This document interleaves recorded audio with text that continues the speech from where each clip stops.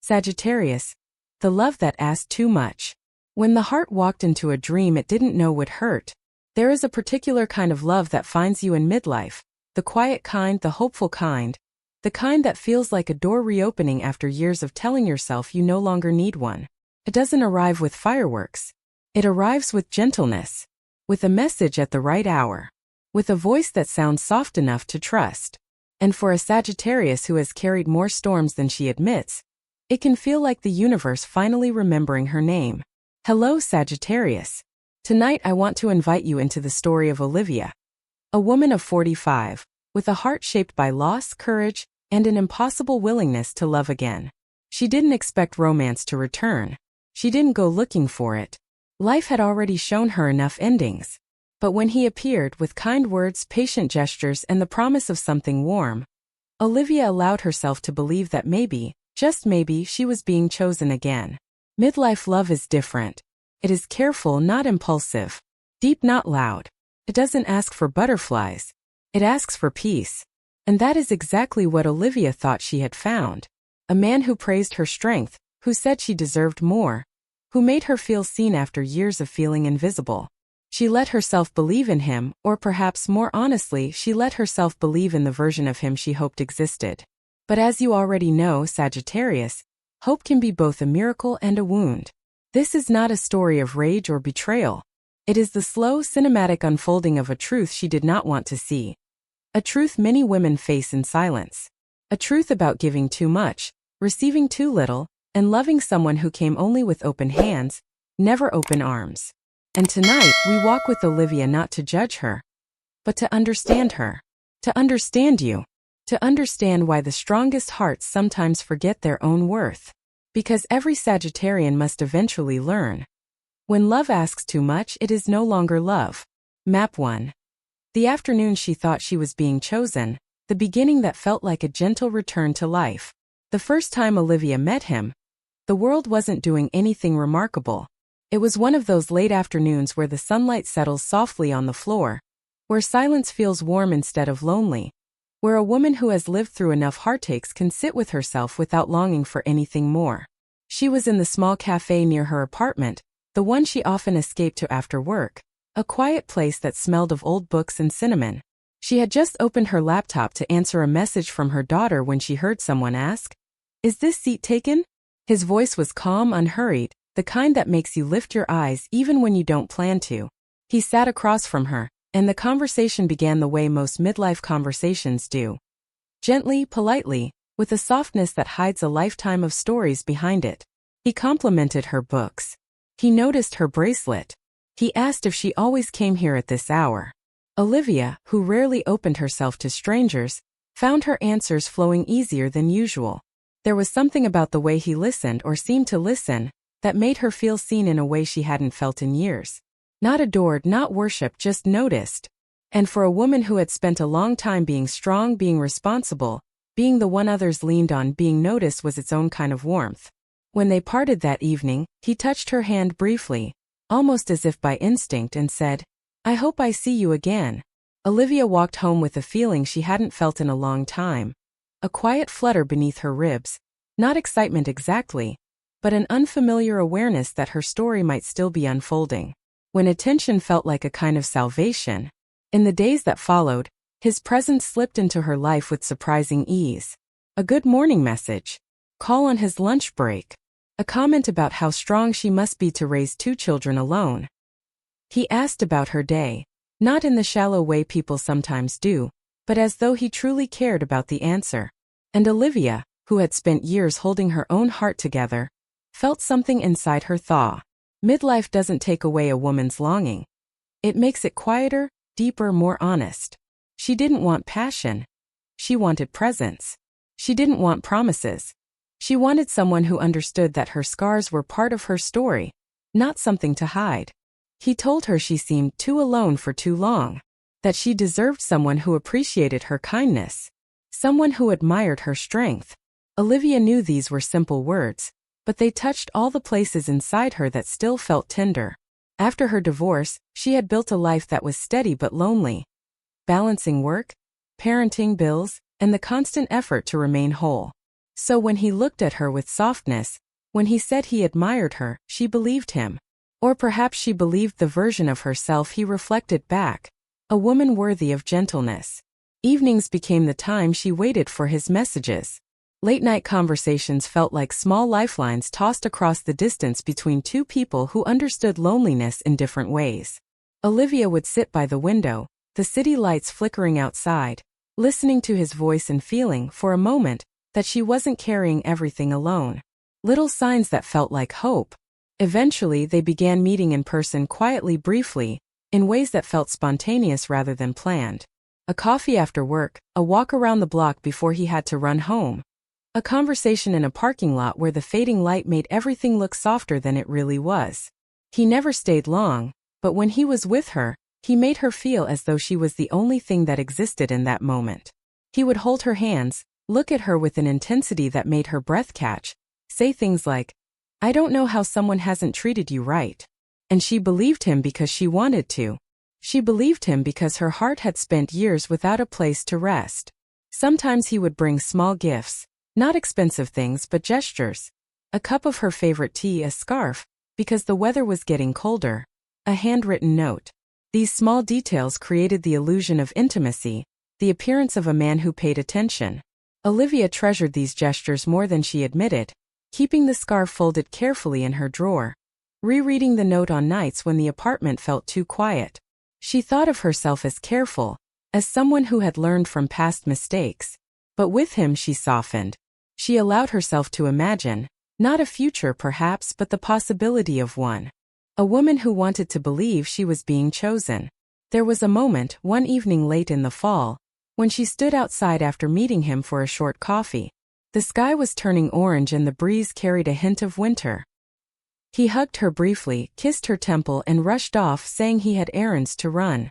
Olivia watched him disappear into the distance, the sound of his footsteps fading quickly. She stood there a few seconds longer, hands tucked in her coat, heart beating quietly.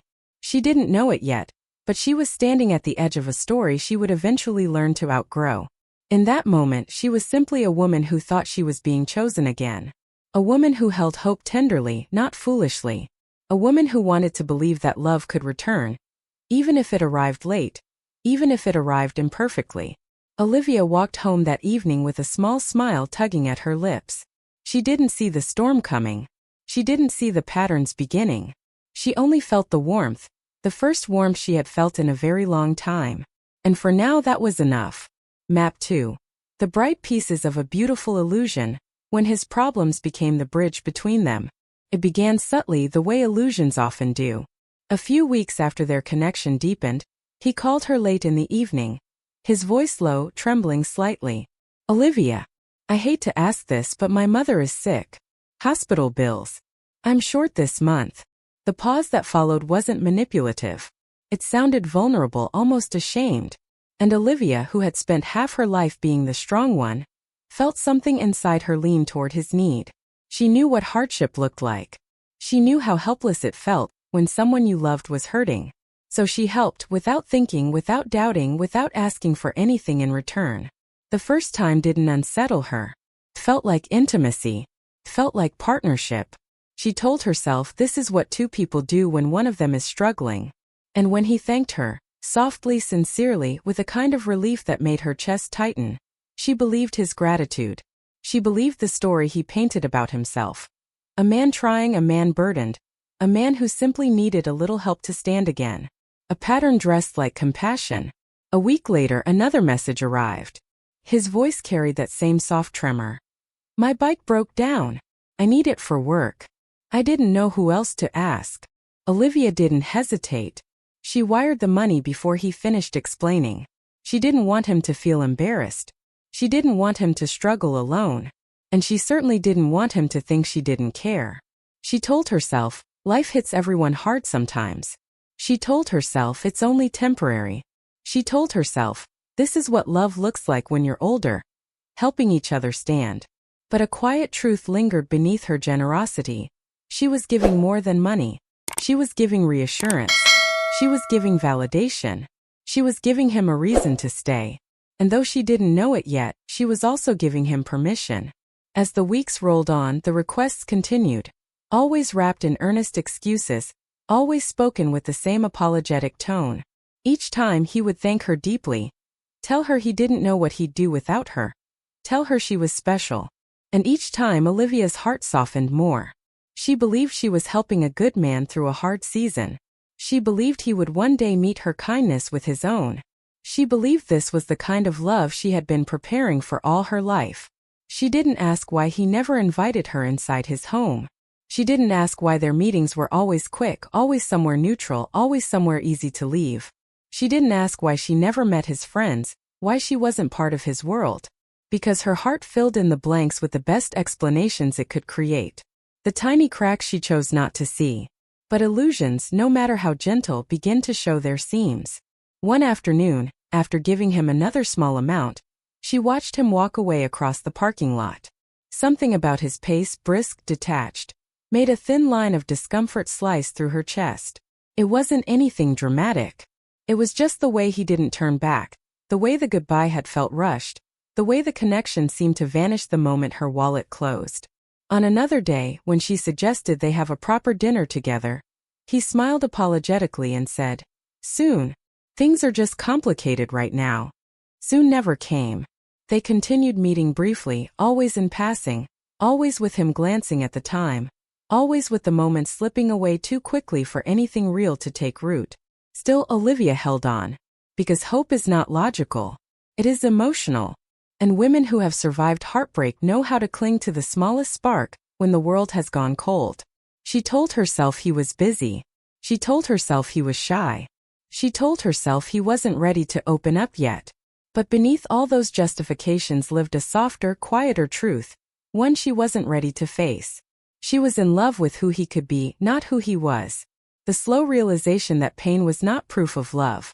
In the quiet hours of night, when the house was still and her thoughts had space to breathe, Olivia found herself revisiting their moments together. She remembered how he held her hand lightly, but never tightly. How he listened intently, but never asked deeper questions. How he made her feel wanted, but only in the ways that required no effort from him. And slowly, almost imperceptibly, her heart began to recognize the truth her mind had been avoiding. His need for her was not rooted in love. It was rooted in convenience. Yet she kept giving, not because she was foolish but because she was hopeful. And hope is the most tender part of a Sagittarian heart. It glows even when the world grows dim. Forgives too soon. It holds on too long. It paints people in colors they haven't earned yet. Her generosity was never the problem. Her love was never the mistake. The mistake was believing that giving more would make him love her better. That supporting him would eventually make him choose her. That sacrifice could transform a one-sided relationship into a mutual one. And here the insight arrives like a soft whisper beneath the story. Sometimes the thing we are clinging to isn't a person. It's a version of ourselves that wants to be enough for someone who never intended to stay. Olivia didn't know it yet, but she was approaching the moment her heart would finally see the truth. Not harshly, not dramatically, but with the quiet clarity that comes when your soul realizes it has been asking the wrong questions. Not does he need me? But does he see me? Not am I helping him? But is he choosing me? And the answer, though painful, was waiting just ahead. In a night of golden lamplight, in a transfer she would regret, in a moment she could no longer ignore. Map 3. The night when the golden light couldn't hide the truth, when the quiet finally became too loud to ignore. It was late, far later than she usually stayed awake, when Olivia found herself sitting at the small table in her bedroom, the warm glow of her bedside lamp painting her face in soft amber. Outside, the city moved in its usual distant hum, unaware that inside this small apartment, a woman was reaching the quiet edge of something she had avoided for too long. Her phone vibrated. His name lit up the screen. She didn't feel excitement this time, just a familiar heaviness. She opened the message. "Babe, I'm really stuck. Can you help me just this once more? I swear I'll make it up to you." The words were not new. The tone was not new.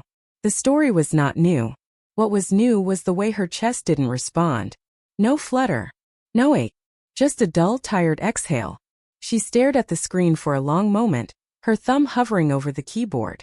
Not because she was about to reply, but because she suddenly realized she had reached the point where lies lose their shape, where illusions finally become too thin to hold. It wasn't anger that washed over her. It wasn't betrayal. It was clarity, quiet, steady, and unignorable. Clarity so soft it was almost tender. The transfer that broke something open. And yet, old instincts linger. Old hopes linger. Old patterns whisper. Olivia transferred the money. Not because she believed him. Not because she trusted him. But because she wanted closure. An invisible line in the sand she needed to cross before she could finally step away. The moment the transfer went through, her room became unbearably still. She put her phone down beside the lamp and stared at the blank wall, waiting for the familiar wave of regret, the familiar ache of feeling used. But none of it came. Instead, she felt a strange emptiness.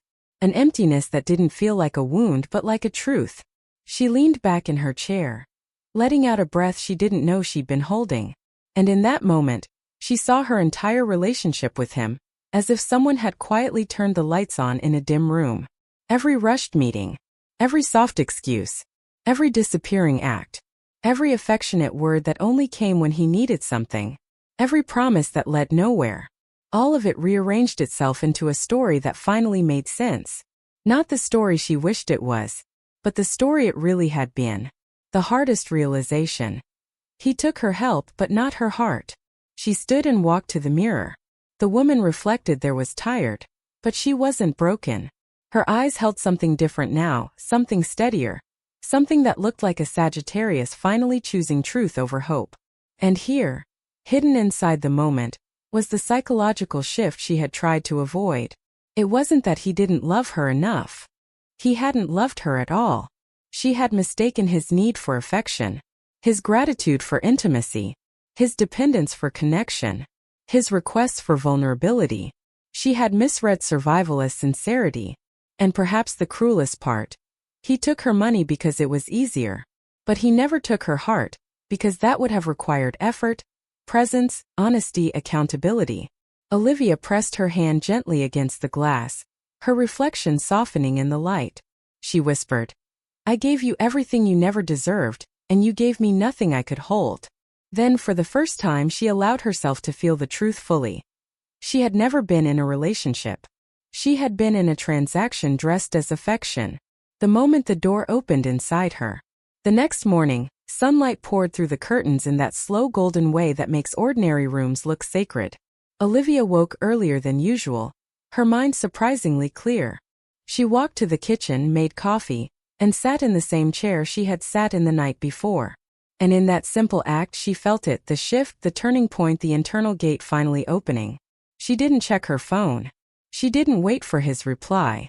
She didn't refresh to see if he had explained himself. Her heart had already stepped somewhere he couldn't follow.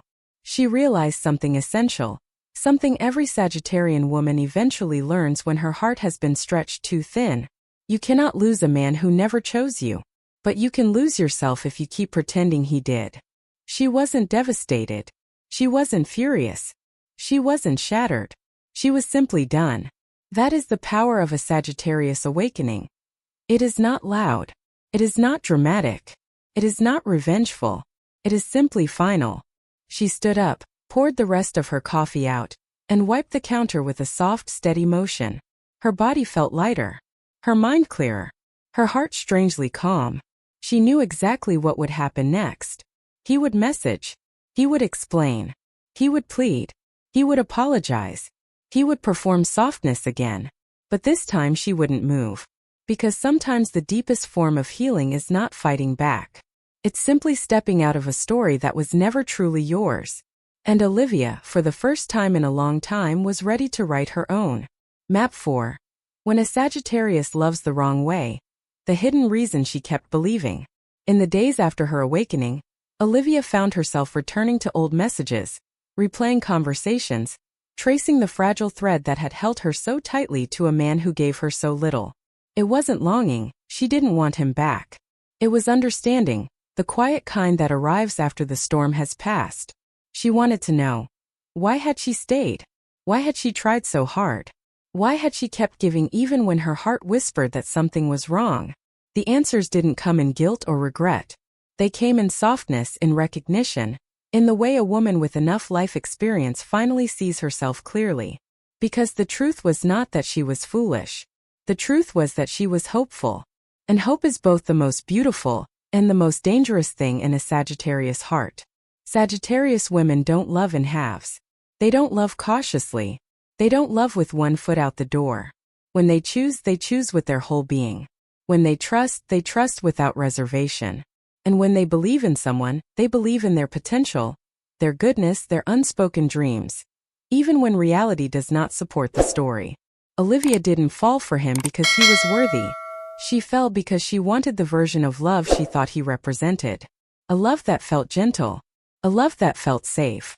A love that felt like finally being chosen after too many years of carrying the world alone. Idealization. The first trap of a Sagittarian heart. Sagittarius is ruled by vision. They see what people can be, not what they are. And while this is a beautiful gift, it is also their deepest vulnerability. Olivia didn't fall for the man, the inconsistent, evasive, half-present man who disappeared each time he didn't need something. She fell for the story she wrote about him in her heart. She idealized the small things he did. The soft tone he used, the way he said, "You deserve better." The gentle touches, the late-night conversations that hinted at emotional depth. But idealization always selects what it wants to see. She ignored the fact that he never invited her into his world. She ignored the fact that their moments together were always rushed. She ignored the fact that every emotional breakthrough was followed by a financial request. She didn't see his reality. She saw his potential. And she convinced herself it was enough. This is where many Sagittarians get hurt. They love people for who they could become, not for who they choose to be. Hope projection. Turning red flags into tenderness. After idealization comes the second Sagittarian trap. Hope projection, the ability to project generosity, sincerity, and goodness onto someone simply because your heart needs to believe it's there. Every time he came with a new story, Olivia didn't hear manipulation. She heard vulnerability. She heard someone fighting to survive. She heard someone who needed her. And for a Sagittarius woman who has spent years being strong alone, being needed can feel like love. He wasn't showing affection. He was showing dependency. But dependency can look like closeness when you're lonely. It can look like intimacy when you're waiting for connection. It can look like love when you're healing from a past that left you feeling undeserving. Olivia didn't fall for his actions. She fell for the meaning she attached to them. And this is where mirror psychology steps in. How many times have you mistaken someone's need for your love as evidence of their love for you? Fear of the truth. When loneliness shapes decisions. Then came the part Sagittarius rarely admits aloud. The fear. The fear that if she walked away too soon, she might lose a chance at something real. The fear that maybe she was expecting too much. The fear that maybe this imperfect love was the best she'd get. Women in midlife know a secret younger women do not. Companionship is not easy to find, genuine connection is rare, and vulnerability becomes harder the older you get. Olivia didn't cling because she was naive. She clung because she was tired, because the alternative, being alone again, felt heavier than giving a few bills away. And yet, beneath the fear lived something even deeper, the belief that she could love him enough to make him become the man she needed. But love cannot manufacture integrity. Love cannot create consistency. Love cannot turn a taker into a giver. Choosing the light even when it burns.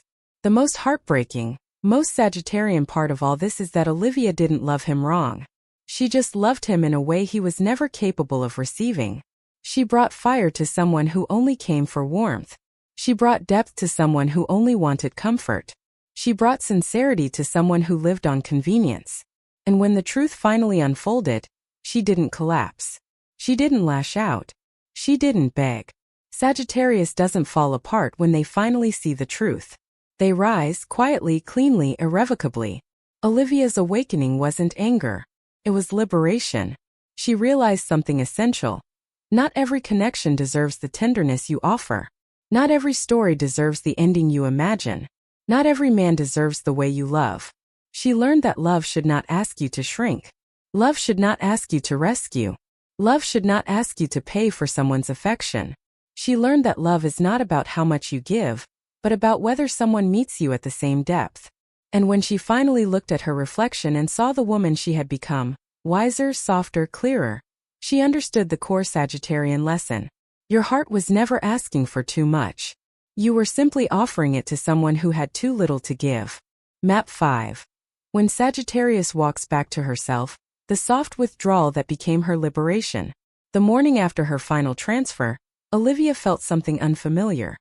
Not fear, not guilt, not sadness. It was clarity, a quiet sense of reclamation. She sat at her kitchen table, sipping warm tea while sunlight crept slowly across the floorboards. Her phone buzzed twice, then 3 times. She didn't need to read the messages to know what they said. She could almost hear them in his voice.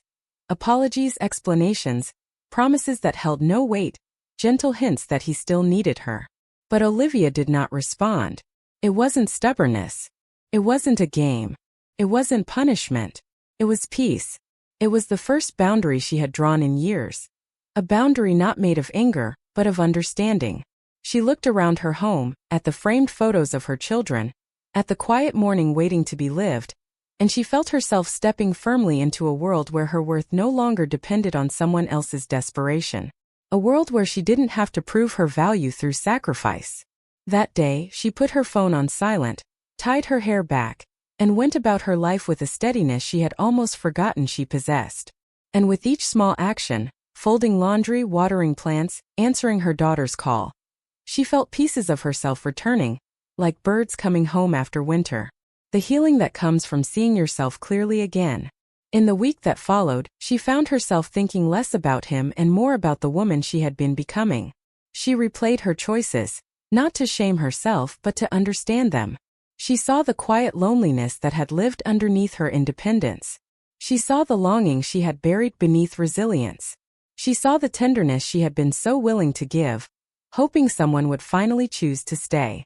But instead of blaming herself, she opened the door to compassion.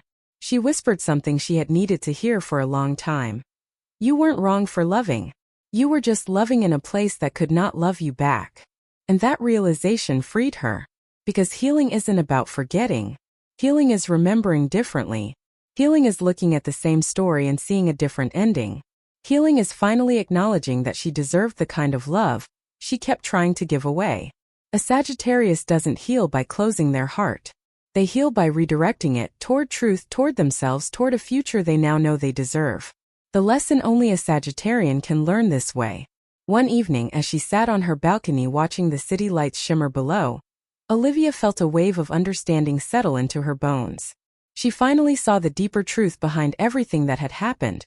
The lesson life had been whispering to her through every red flag she ignored, every hope she projected, every moment she held on despite the ache. She was never meant to save him. She was meant to save herself.